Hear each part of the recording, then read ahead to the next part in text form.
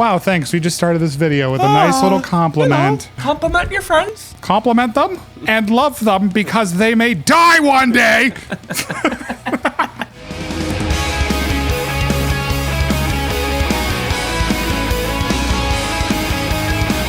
Are you ready for part deuce?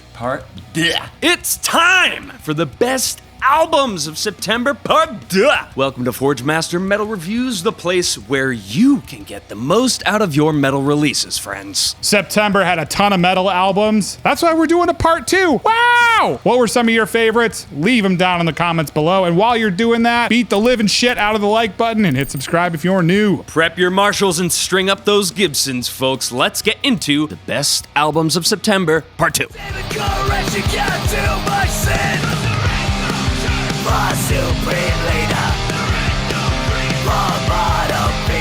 All right, here's my disclaimer. All of my picks are at least a 4.5, so you're gonna want to stick around. Self-proclaimed stoner punkers, Bokassa, have released their third full-length record on Napalm Records with the clever title Molotov Rocktail. Wow. It's very cute. Dad joke.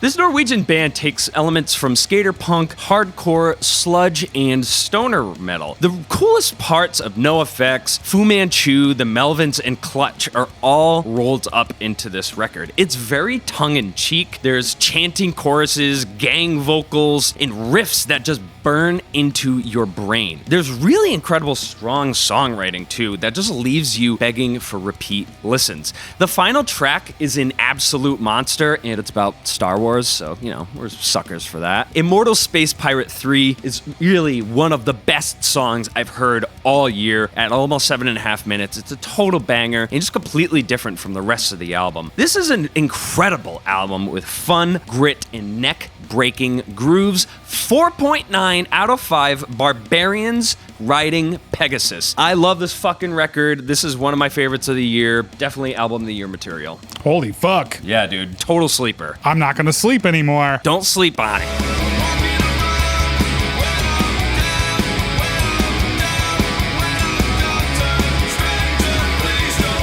Unto Others, Strength, released September 24th on Roadrunner Records. Congratulations, guys, on the Roadrunner gig. I've been a huge fan of the band since their first moniker, Idle Hands, and their Don't Waste Your Time EP. Seriously, I fucking spun that thing like a million times.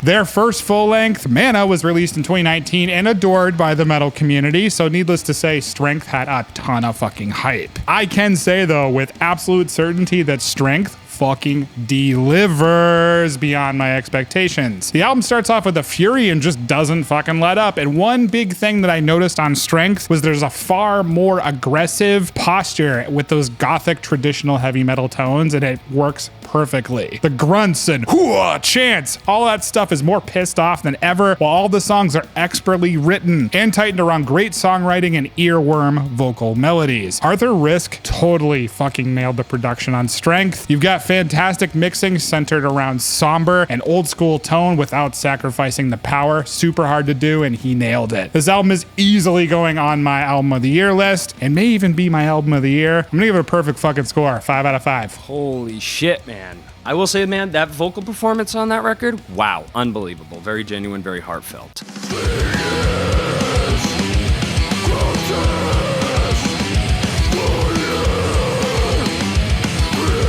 New Jersey-based Replicant have released their sophomore full-length album, Malignant Reality, on Transcending Obscurity Records. This trio of ridiculously talented musicians have created a chaotic tech death record similar to Obscura by Gorguts. The musical journey twists and turns while maintaining an ever-present atmosphere of exploring a dank, morbid crypt with the corpses of witches and shamans waiting to come alive and grab you! What I really love about this record is that the groove is non-stop. Even with the chaotic changes and sharp, unexpected musical turns, the band is constantly locked into a metronome that you often really forget is completely there, and you find yourself just headbanging like a maniac throughout the whole record. A jaw-dropping death metal record from 2021. I know there's been a lot, but this has got to be one of my favorites. 4.8 out of 5 trench coat wearing android hunters. Would you say that they Replican? They totally Replicant. Yeah, they Repli did.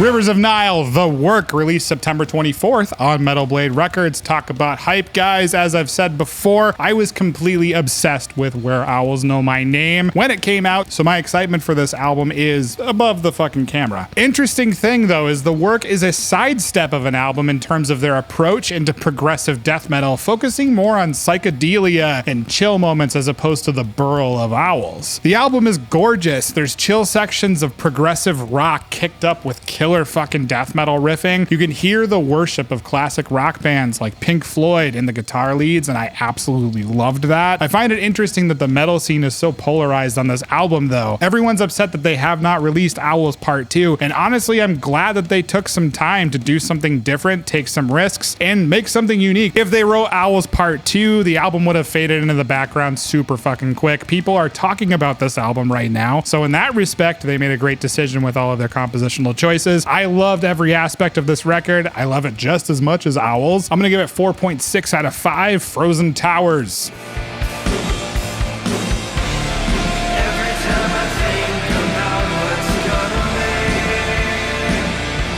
Chicago-based Chrome Waves released The Rain Will Cleanse September 10th on Disorder Records. This is a highly overlooked record that loosely fits into the post-black metal shoegaze subgenre. I find that it's more akin to Catatonia's Discouraged Ones era, blended with some early Under Oath and Joy Division. Instead of drawing upon black metal like a lot of newer post bands are doing, Chrome Waves leans a little bit more into the melodic doom territory, sprinkling in inspirations derived from Paradise Lost, Slumber, and Anathema. The end song is an absolute ripper, introducing harsh vocals that I was eagerly awaiting the entire album. This is a total sleeper hit right here. Despite some production decisions that I actually take issue with, the vocal effects are the drum tone just does not fit the music at all. This is actually a really strong record that contends very mightily with some of the other post-metal records of this year. Ultimate sad boy vibes on this one. 4.6 out of 5 ladies floating in the sky, unauthorized by the FAA.